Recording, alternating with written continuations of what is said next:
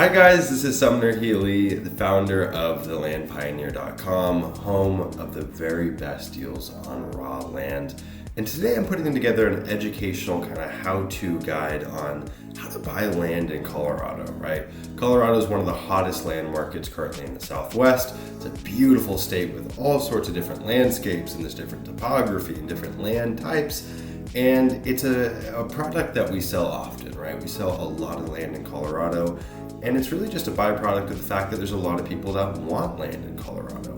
So what we've done here is we've put together kind of the holy grail case study on, hey, this is the checklist you need to go through when you're looking to buy land in the state of Colorado. So without further ado, let's jump into it. The very first thing that you want to look at is legal owner. Who is the legal owner, right? Let's say you're talking to Joe Smith and Joe Smith says, yes, I want to sell. You say, this looks like a perfect piece of land. You can't wait to buy it. Well, we need to make sure that Joe Smith can actually legally transfer title. And one of the easiest ways to do this is, one, you could just call up the county.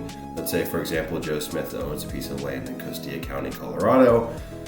Hey, Joe, can you give me the parcel number? Joe gives you the parcel number. You could ring up the assessor and say, hey, I just want to make sure that Joe's the legal owner of this property. Give them the parcel number. They'll usually figure it out for you.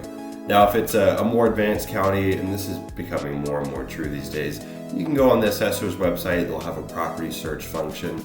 You can just go in there and you'll plug in that parcel number and you'll see, hey, Joe Smith is the legal owner, or maybe he isn't, right? And what can happen in a lot of cases is someone's been paying property taxes on the property, but they might not actually be on the deed. And we see this time and time again, and you need to ensure that the person that's looking to sell a property, they are actually on title. The second thing you want to look for within that point is understanding, well, okay, is Joe Smith on the title as a single unmarried man, or is it Joe Smith and his 14 other cousins that also own the property?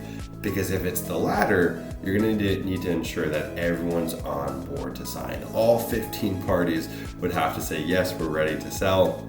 And you need them to all sign off on the deed. And so that's something to be really mindful of. One, understanding, do you have the correct legal owner? And then two, if you do, well, what's the vesting status? Are they married? Is their spouse on title with them? Are they single unmarried man? So figuring it out is going to be crucial. It's going to be step number one. And if they're not the legal owner, you could try to get in contact with the true legal owner, and sometimes they can kind of be a conduit to get you in touch with it. But in some cases, it may just be worth walking away from that deal.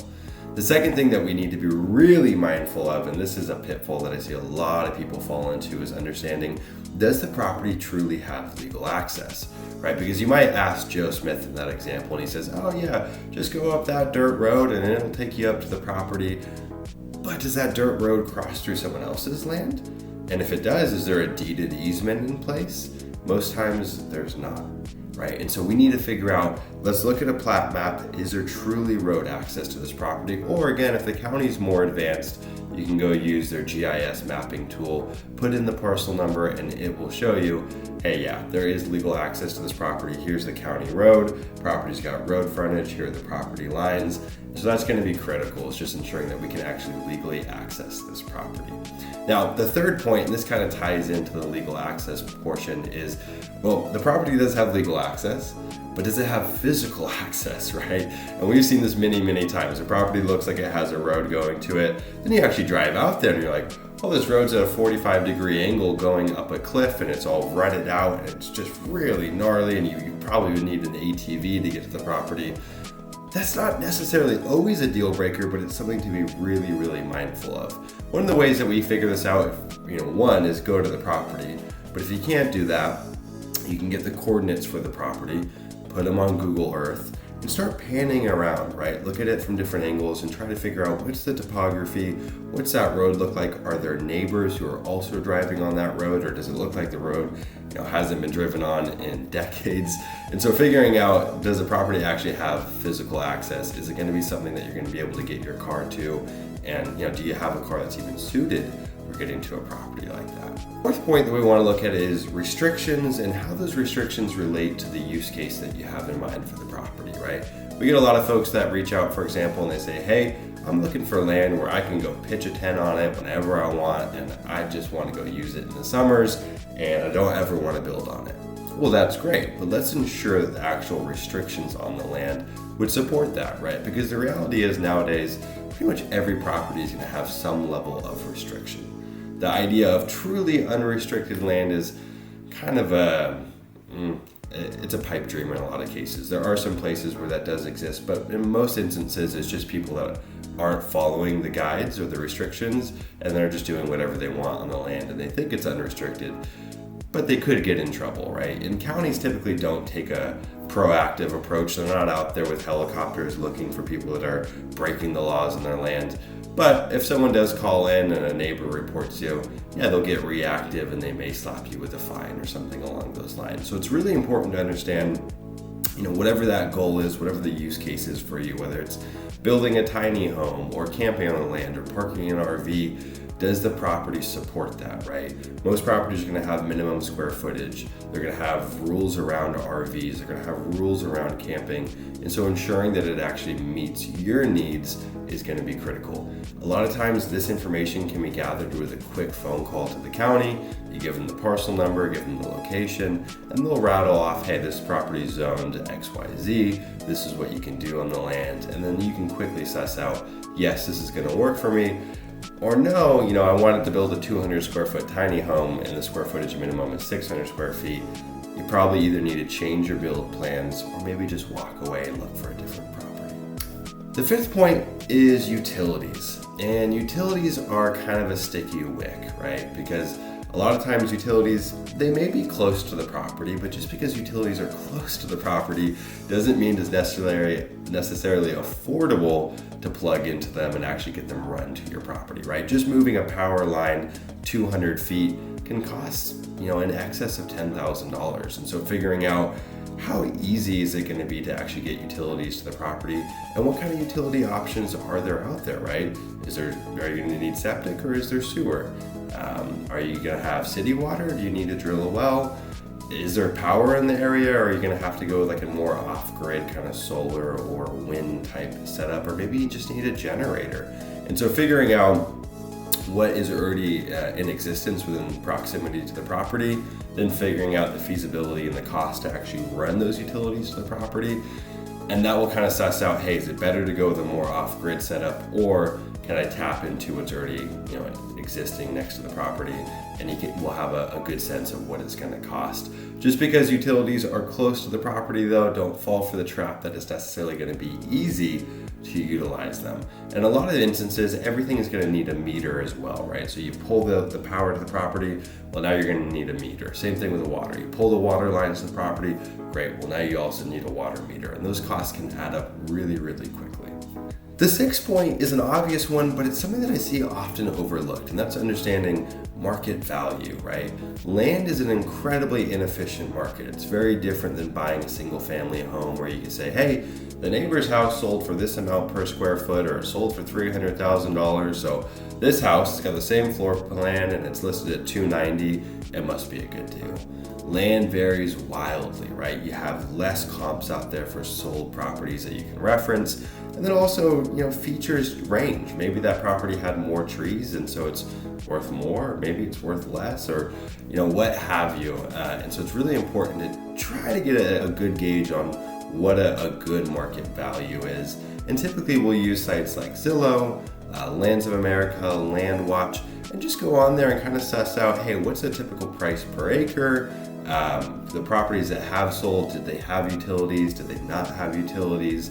And you just want to ensure that you're buying within a range that's actually going to give you a good deal. Unfortunately, there's a lot of realtors out there who will go list properties at crazy prices, and they'll sit on the market for years. And so it can be a little bit misleading, because you see this property that's listed at $100,000, but you go and look at the actual sold comps, and properties of the same acreage range are selling for $60,000, $50,000. Well, it's probably best that you don't go and pay that full $100,000 asking price. At that point, I would look to negotiate. And that's something that's very fascinating about land, is in a lot of instances, land can be negotiable, right? You could say, hey, look at these comps out here. Your property's been on the market for 2 years. I think we need to have some kind of concession, some kind of discount. Or the flip side, you could deal with a vendor like us here at thelandpioneer.com, where everything we list, we're listing at a smoking discount, right? And that's kind of our model. Let's cut out the realtors, let's cut out the middlemen, let's get really efficient at giving great deals and passing off equity to the next owner. The very last point is holding costs, right? After selling hundreds of properties, one thing that we've noticed is that most folks buy land and they don't develop immediately. This means you might be holding the property for a few years, or maybe you plan to hold the property indefinitely as an investment. Well, you need to quickly figure out, what are my holding costs going to be for the land? After you buy the property, you're not done, right? You still have annual taxes. And in some cases, you're going to have property owner association dues or homeowner association dues, which can be exorbitant in some areas. And so you need to suss out, how much am I going to have to allot annually to actually pay for this property? Some parts of Colorado, you could be looking at an HOA due of $2,000 a year. Yikes, that's almost a car payment every single month that you have to go and spend on a piece of vacant land. Probably not ideal, right? Some properties are going to be assessed really high and they're going to have property taxes that are going to be hundreds or maybe thousands of dollars per year. But on the flip side, sometimes you can find these gems, right? We see properties where it's 5 acres and the annual property taxes are $50 a year, right? So you're looking at like $4 a month to hold that property. Not bad, right? You could sit on that, you could leave it vacant, you could leave it as an investment, and odds are it's gonna outpace the holding costs, right? The property's gonna appreciate faster than those holding costs. But it's critical that you figure this out up front. You don't wanna buy a piece of land and then be shelling out cash every single year, and maybe it's not even appreciating at the rate that you're having to pay for those holding costs. And we see a lot of folks, they overlook this, right? They get this emotional connection to the land, they fall in love with the location, they're like, oh, this is gonna be beautiful, it's all romanticized, and then, oh my God, I've gotta pay $2,500 between homeowners associations and property taxes every year. That's not very romantic, that's not very fun. So it's something that you need to be really mindful of. Now, I hope this video has been helpful. A lot of what you learned here could be applicable to other states, but it's really gonna be deeply relevant to properties in Colorado, especially the legal and physical access, because Colorado, as we know, is an incredibly mountainous state. And that means some of these mountainous properties may not have legal access, or if they do have legal access, the physical access can be questionable, right? And so that's something that you really want to take away from this video. Now, of course, we've put all these bullet points down below so you guys can just copy paste that, put it in your phone, put it in your diary, and reference it when you're looking for land. And as always, if you guys want to see our current inventory of properties in Colorado, you can visit us at thelandpioneer.com, or you can reach out directly to me with any questions at Sumner at thelandpioneer.com. Hope you guys enjoy this video, and I look forward to seeing you